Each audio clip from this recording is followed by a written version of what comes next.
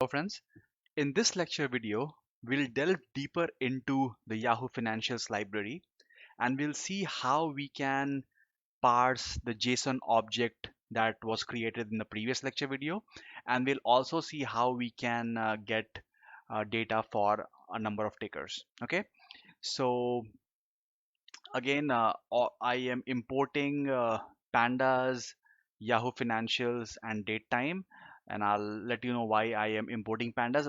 As you may have already figured out, I want pandas because I want to store information in the data frame format because that's the format that I am most comfortable with, right? So the idea is that I will extract relevant information from the JSON object and put it in a data frame. So that's the reason why I want pandas, right? Yahoo Financials for the obvious reason, and date time, like again, we want to kind of manipulate the dates, the date that we are for which we want the data, right? So let me just have the areas, right? So again, these are the list of tickers, right? So let me, right? So this can be any number of tickers, but make sure that these tickers correspond to um, uh, the tickers in Yahoo Finance, right? So these should be Yahoo Finance tickers, right? You can have as many, even non-US tickers is fine, right? Very similar to Y Finance that we just discussed. Then just like Y Finance lecture video will have the same setup of the code, right? I want to initiate a empty data frame, right? I'll call it close underscore prices because I want to store close price time series for every single ticker, right? And I want to store them as separate columns in a data frame. Okay, so that's why I want to start with an empty data frame. I want to have an end date and I want to have a beginning date. So you will see that the end date and beginning date in this case is a bit different from what we did in the Y Finance lecture video, and I'll let you know why we do that, right? So you see that I am using a strf time, right? String, I think this is string format time. What this function does, so this is a function of date time class, right? What this function does is that it converts date time object into a string date. Okay, so you have already seen how date time object looks, right? So all we use strf time function for is to convert in whichever string format that we want our data to be. Let me quickly show you how this thing looks. So what this will do, as you already know, is that dt.date.today will give me the today's date, right? So it's today's date. You can also have date time here, right? You can also have date time. I think dt.datetime.today will also give me the same result. Let me just confirm it. Yeah, so you can have either date or date time. That's not really a problem. Okay, in this case, let's use date because the output that we want it to be a string that doesn't really require the time, right? So date time gives us both date and time. Date gives us only the date, it doesn't give us a time, right? So in this case, use the date module. Okay, now what does strf time does, right? So I urge you to look up date times documentation, and within date time look up strf time documentation. Date time allows you to represent time in any number of formats, right? This format, capital Y dash percent M and D, this will give you YYYY dash MM dash DD format. Okay. Again, just look up the code for strf time, what character represent what kind of representation. Okay, if I did it double dash, I will get a double dash. So let me just see if this thing works, right? So let me first show you what single dash will do, right? So if I run this, it will take today's date and it will convert it in a string with this format, right? YYYY MMDDD. So it will give us in the string format. So this is a string, right? The thing is that Y Finance wants the date to be in string, right? So the end date and beginning date that you will pass in the get historical price data function, that has to be a string, and that's why we have to use this particular thing. Okay, you can have any format here. You can have double dash. I think double dash also works, but let me see. never type double dash. You can, but my understanding is that whatever you put here, it will parse it in the same format, right? You can have this as well. I mean, anything. This is a very powerful um, function, right? So just right, so anything that you want, right? So you can have it in any format. Unfortunately, in this case we don't have a lot of room, because this is the only format that Yahoo Financials want date to be in, right? So end date would be today's date in the YYYYMMDD format, right? And then beginning date would be just similar to what we have discussed in Y Finance. We'll take today's date and then we'll subtract it with whatever number of days that you want to get to the beginning date. So I want to get, like, I think this corresponds to 5 years of data, right? So I want close to 5 years of data. 365 times 5, I think this is it. If it's not, then change it, right? So and then this will also give me 5 year date 5 years ago in the same format. Okay, so from 27th April 2015 till 25th April 2020, that's my range that I want the value for. Okay, so this is very similar to what we have discussed in my finance. The only difference is that you need to convert your date time into a string. Okay, so that's what we have done. Now here we'll again use a loop, right?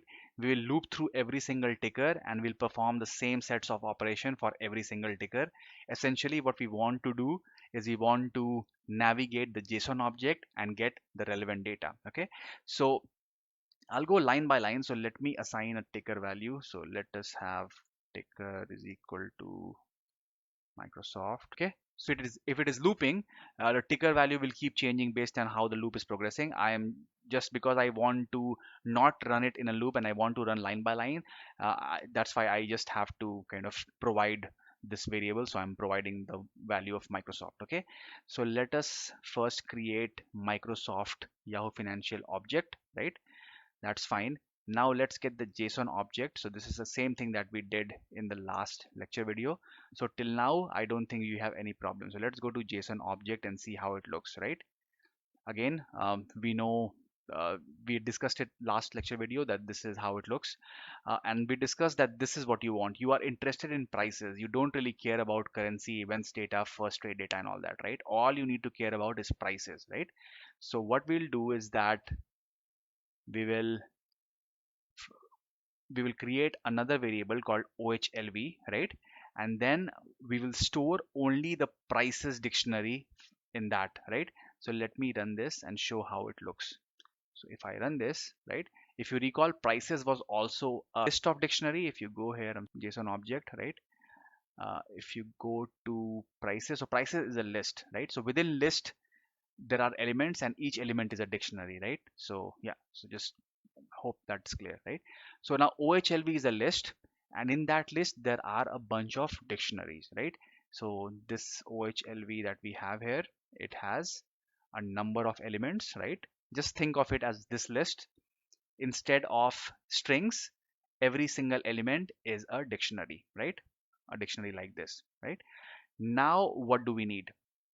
Now it starts to get a bit tricky, so just I want you to pay close attention, right? Now I want you to start familiarizing you with the power of pandas data frame, right? So what is OHLV? So OHLV is a list, right? It's a list with every single row being a dictionary, right? And all these dictionaries have the same key, kind of so values are different, but the keys are same for every single element of this dictionary. If you have a list like this, you can simply convert it into data frame by just passing it to this particular data frame function. So pd.dataframe ohlv, if I run this, you will see that I will get a data frame with the columns being every single key, right? So if you open ohlv, right, so the column headers will be every single key that we have for the dictionary in every single row, right? So all these will be the columns, right? And every single value will form the row, right? So it's very straightforward, it's very intuitive, right? If you have a dictionary like that, you can simply pass it to pd.dataframe function and then you will get a data frame, right? However, we don't want everything from this data frame, right? We only want to store the adjusted close price, right? So we will, from this data frame, we will only take the formatted date. Let me see where is the formatted date. So if we go to OHLV and if I open this, right, there are two dates. One date is the system date. It's a Unix date. We don't really need it. I mean, you can convert this date into a date format that you understand very easily. But this library already does it for you. So it gives you this date in the Unix format, and it also gives you the formatted date, right? So we will take out the formatted date and we'll take out the adjusted close.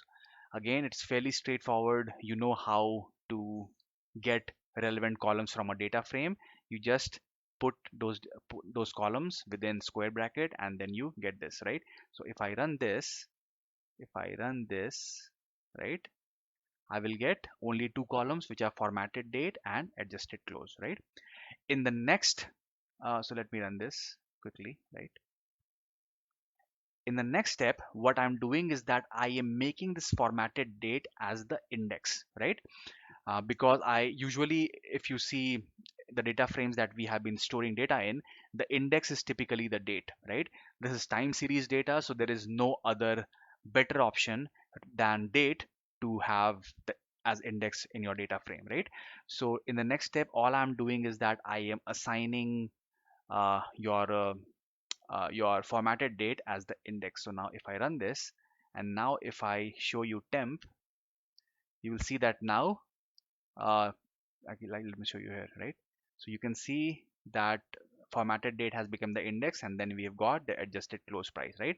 So now it's fairly straightforward. You have got uh, a series, right? You have got a panda series, and all you need to do is now append to a empty data frame that we have initially created, very similar to the y finance kind of lecture video that we saw, right? So here all we are doing is that we are appending this adjusted close value that we have created to close price data frame, and then every column of the close prices data frame would be the ticker, right? As simple as that. You will see that I have another line of code, and that is drop na. So sometimes you will see that some of these values have nan values, and right, and that typically happens when there is a dividend on the same day.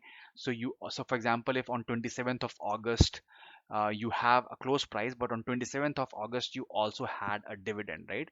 So if that's the case, adjusted close will be nan, right? So there may be instances where you have nan values.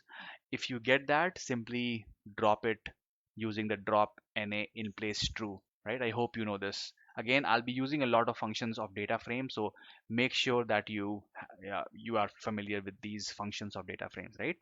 So now let me quickly run it and show you how the output looks, right? So it's running, and if we go to close prices, right? If we go to close prices, you can see that very similar to Y Finance, we have got the same format, same data frame, and we've got data just like we had gathered in Y Finance. It's a bit inconvenient. It's a bit roundabout way of getting the same data that we got using Y Finance. But again, it's a good option. It's a good versatile library. So I want you to also be familiar with Yahoo Fin library. Okay.